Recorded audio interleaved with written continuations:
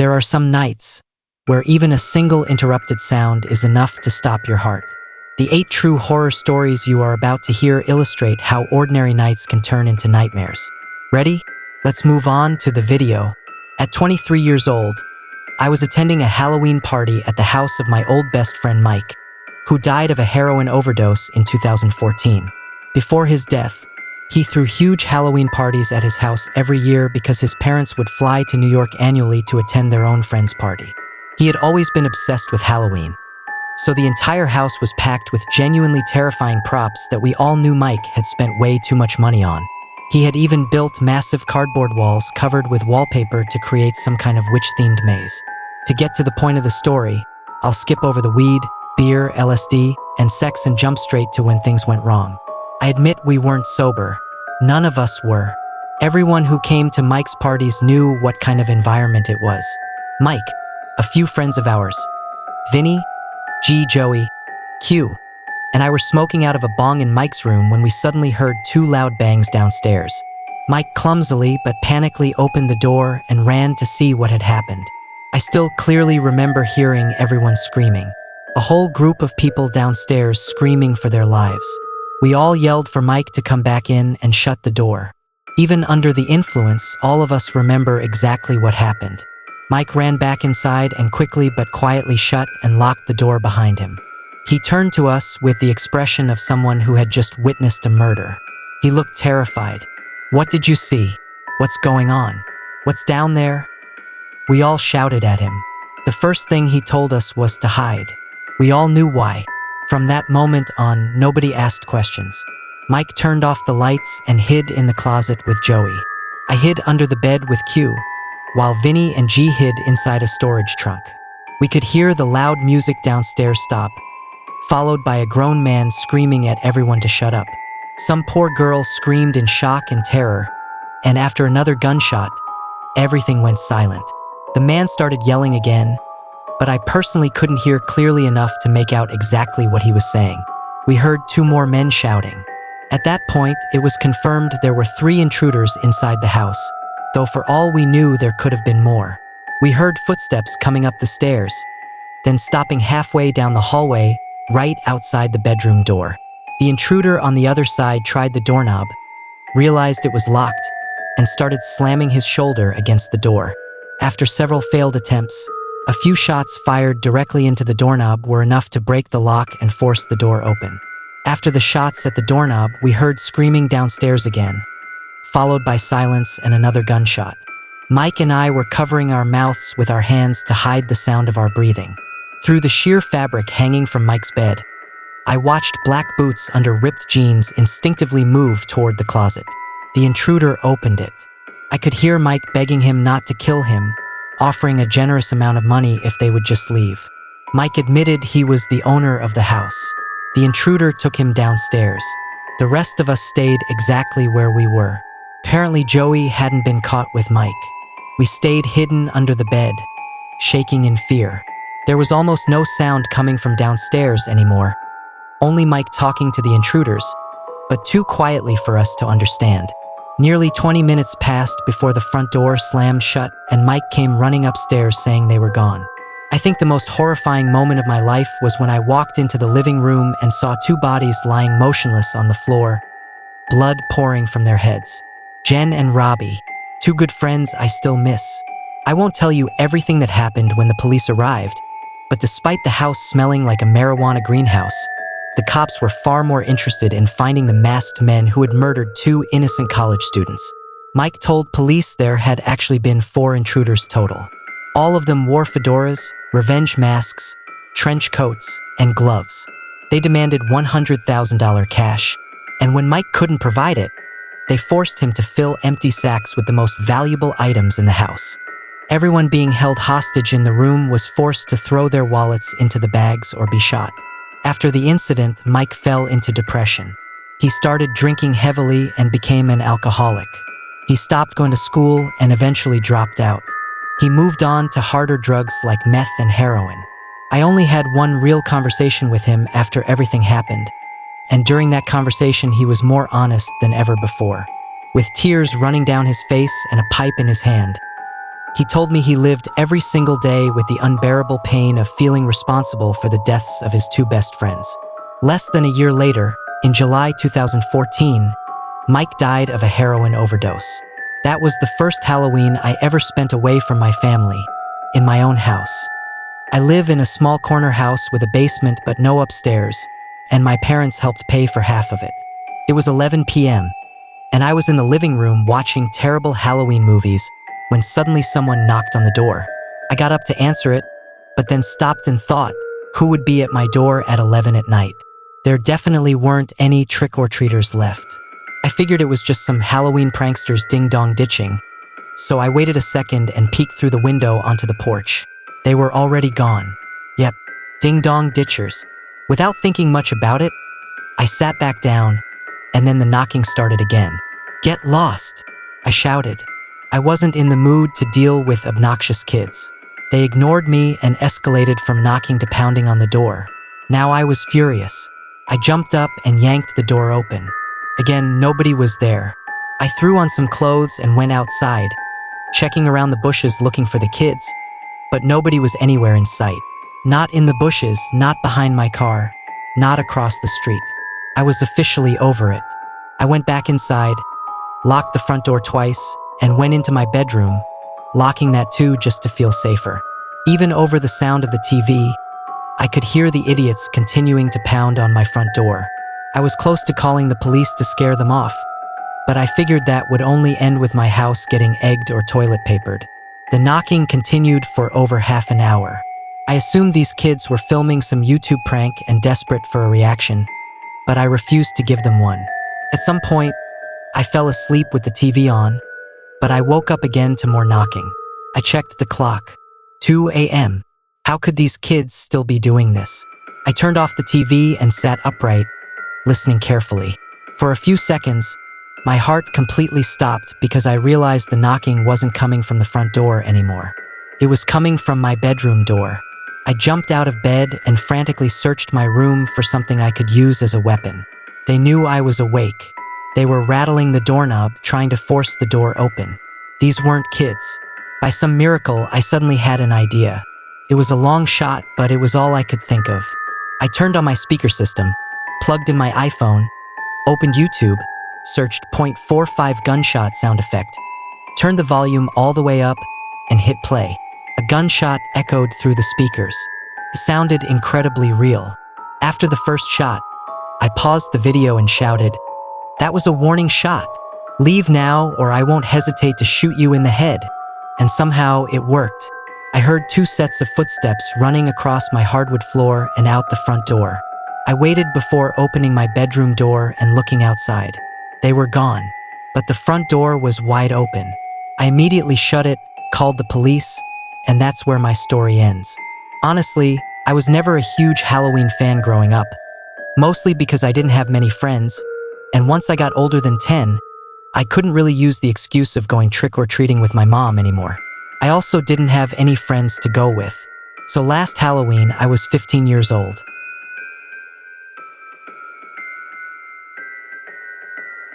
I have a little sister who's 7 years old, so my mom took her trick-or-treating. My best friend Steve already had plans, and I didn't want to be a burden, so it looked like I wasn't going trick-or-treating that year. But when my mom asked me to stay home and hand out candy, I actually felt a little spark of happiness. At least now I felt like I had a job instead of looking pathetic going trick-or-treating alone. About an hour after my mom got home from work, around 6 p.m., she left with my sister. She told me they'd be back around 9, so I stretched out on the couch in the living room, watched AMC's horror movie marathon, and occasionally answered the door to hand candy to kids. Then the kitchen phone rang. The ringtone was set so loud it literally made me jump. I answered, but all I heard on the other end were faint noises and shuffling sounds. The kinds of sounds you'd expect from someone holding a phone. I think I said hello 5 times before the person finally hung up. I immediately assumed it was just some Halloween prank call. What else could I do besides ignore it? That worked for a while until the phone rang again. The same unknown number appeared on the screen. Curious where this was going, I answered again. This time I could hear very faint breathing. "Okay, Steve, I know it's you. I said into the phone. They hung up. At that point, I wouldn't say I was scared, but I was definitely unsettled.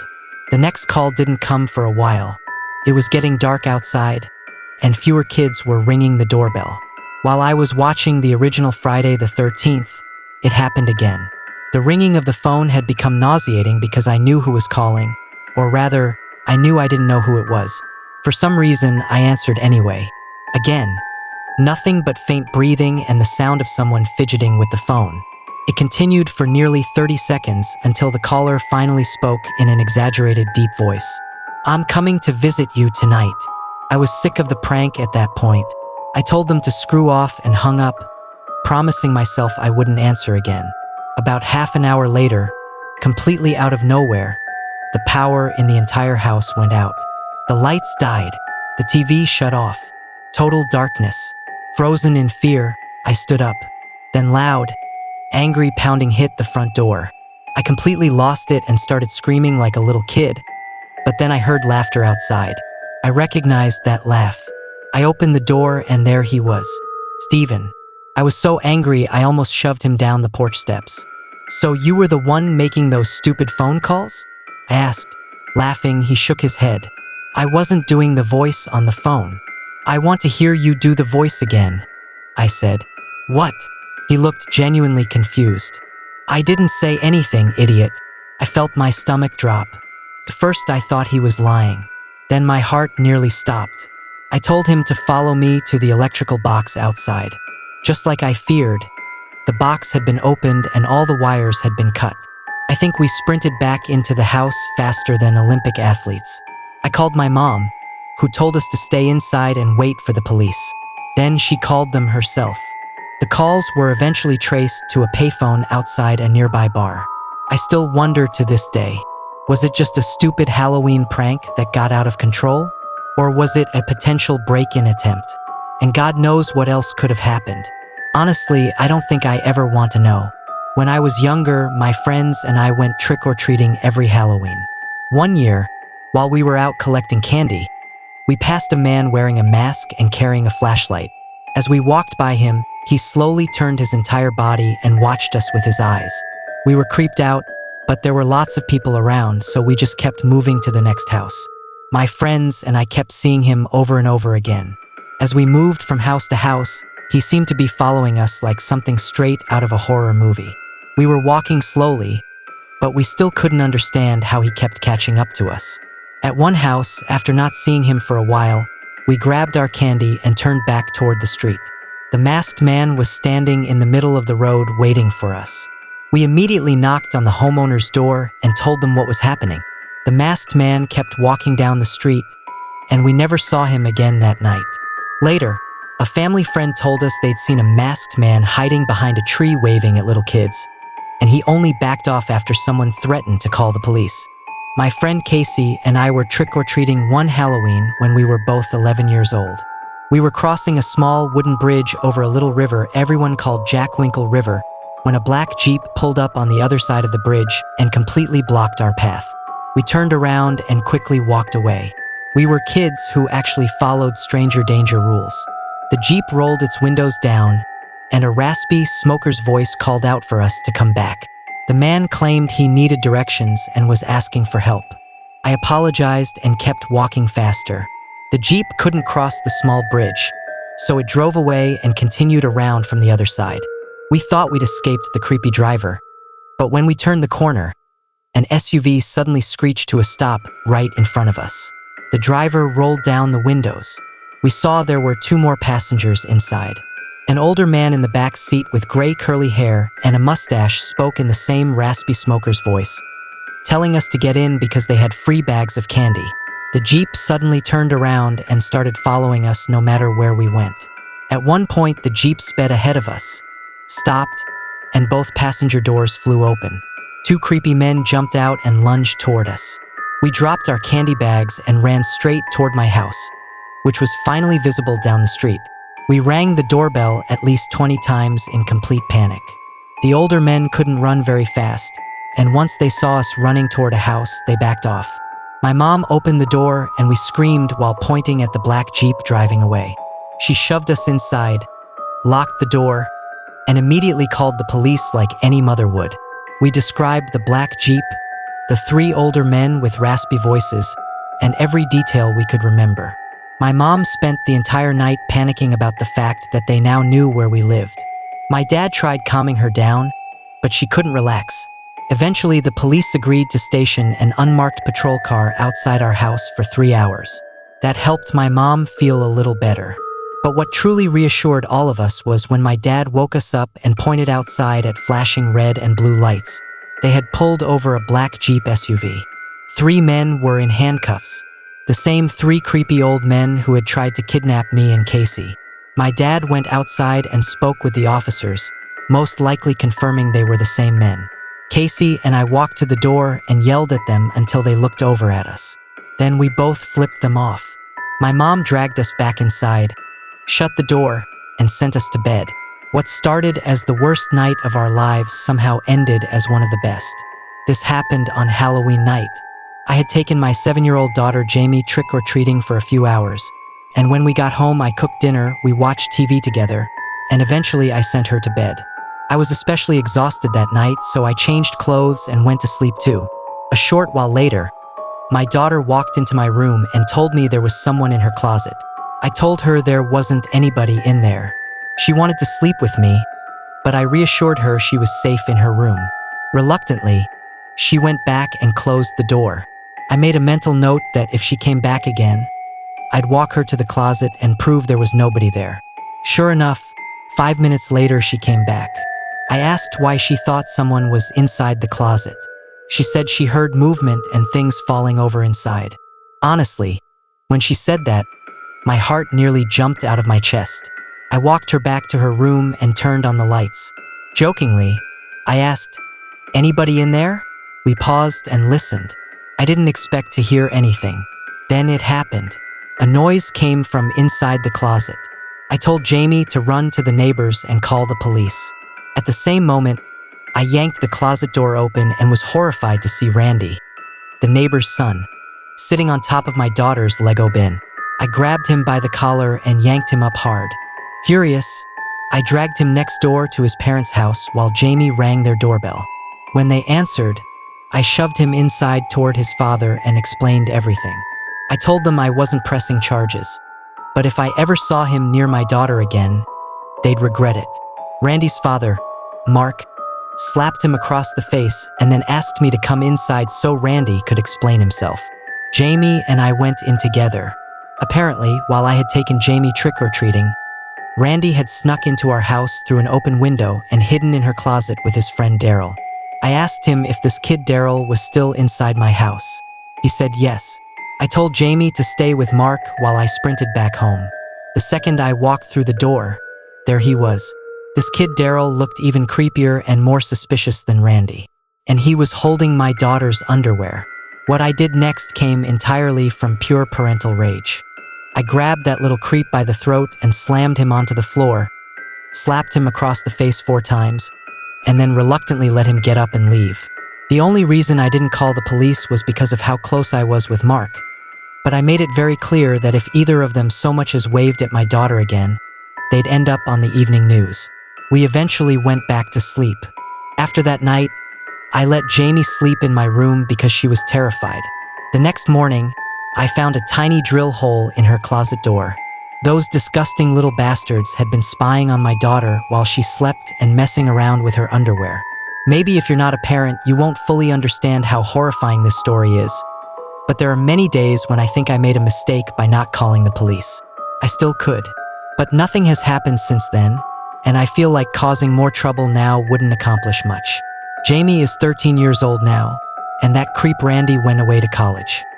We had just moved into a new, large house in a neighborhood called Winston Churchill in Mississauga, Ontario. It was Halloween night, and my mom, dad, for sisters, brother, and I were unpacking our things in our new rooms.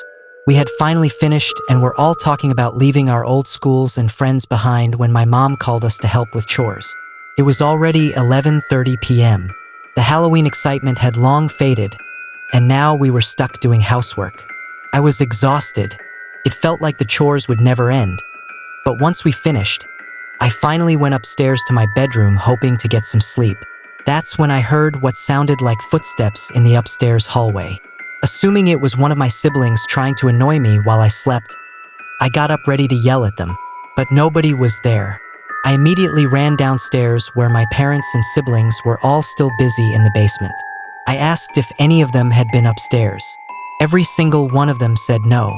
At that point, I started seriously panicking, but eventually convinced myself it had just been my imagination and shrugged it off like nothing had happened. I went back to bed, but the mattress suddenly felt ice cold. I had to put on a sweater. It was freezing. Around 12:30 a.m., after everyone else had gone to sleep, I woke up again. I heard loud knocking that sounded like it was coming from my parents' bedroom. I assumed one of my siblings was waiting to use the bathroom, but I was too scared to go check alone. I was wrong. The knocking continued. In fact, it got louder and more violent every minute. I couldn't fall back asleep, so I finally decided to check what was going on. I stepped into the hallway, and I swear to God, nobody was there.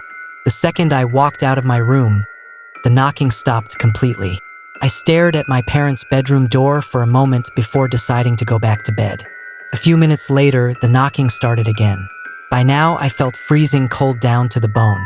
I tried falling asleep again, but couldn't. Then my bedroom door creaked open slightly, as if someone had gently pushed it. But the room was too dark to see who or what might have opened it. "Hey, what are you doing? Who is that? Let me sleep," I shouted. Very soft footsteps slowly approached my bed. At first, I assumed it was one of my sisters. But when the footsteps stopped and I rolled over, I saw a figure standing beside my bed. It had to be at least 7 feet tall. I tried to scream, but nothing came out. I lay there frozen in indescribable terror as the figure finally spoke. That's when my parents suddenly burst into my room, flipped on the light, and I screamed at the top of my lungs while squeezing my eyes shut. There was nobody there, nothing standing beside my bed. I told them everything. The knocking, the figure, everything. My siblings crowded into the doorway watching me panic. I asked my parents if they had heard the knocking on their bedroom door. Surely they must have. It was their door. But they said no. According to them, there had been no knocking at all. Everyone looked at me like I was crazy. But I know I'm not crazy. You can't imagine something like that. Felt too real. And I know I'll never forget that night. A few years ago, on Halloween night, all of us were around 20 years old. We were at that perfect age where one of the best things you could do on Halloween was visit haunted houses. This attraction was called something like House of Terror, Journey to the Basement. It only stayed open in our town for 4 years. After that, nobody ever heard about it again. This was the 4th and final year it operated. It was an incredibly high-quality haunted house. Honestly, one of the best I've ever been to. This wasn't the kind of haunted house where you followed a tour guide through staged rooms. You explored it in groups.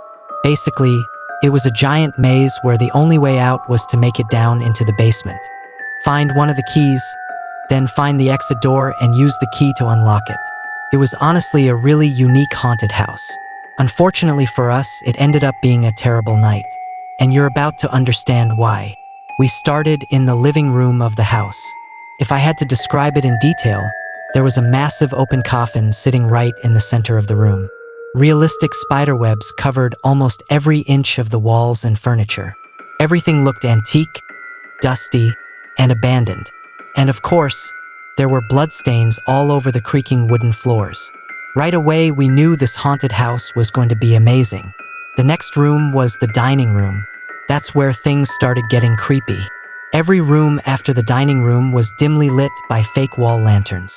As expected, actors in horrifyingly convincing costumes jumped out at us several times. And somehow, they still managed to scare me every single time. Took us forever to find the basement. We kept wandering through the same hallways and rooms over and over again. This wasn't some wide-open attraction. It was built like a true maze, packed with fake doors and twisting rooms. When we finally found the basement door, I have to admit I was nervous about going downstairs. It was completely pitch black down there. We actually started wondering if the basement wasn't even part of the attraction at all, but just some storage area for props and equipment. It was so dark we couldn't see a thing. Cell phone use inside the attraction had been strictly forbidden multiple times, so we couldn't even use our screens as flashlights. If we wanted to get out, we had no choice but to go downstairs. Every step on the staircase produced a screeching creak worse than fingernails on a chalkboard. All of us were laughing nervously, talking about how terrified we were. I held my hands out in front of me, trying to feel my way through the darkness. Then I bumped into someone. I apologized automatically. "Who was that?" I asked, expecting one of my friends to answer. Nothing. No response at all. Then whoever I bumped into slowly placed a hand on my shoulder. I started screaming and laughing at the same time while running through the darkness. Knowing someone else was inside that massive pitch-black basement with us felt unbelievably disturbing. Thankfully, one of my friends eventually found a key sitting on a table in the corner of the room. We all sprinted back upstairs toward the light and finally found the exit door. Honestly, getting through that haunted house maze took way longer than I'm making it sound. But that's not even the truly terrifying part. Right outside the exit door was a small box labeled, "Please return keys here." The staff would collect the keys from the box and carry them back down into the basement.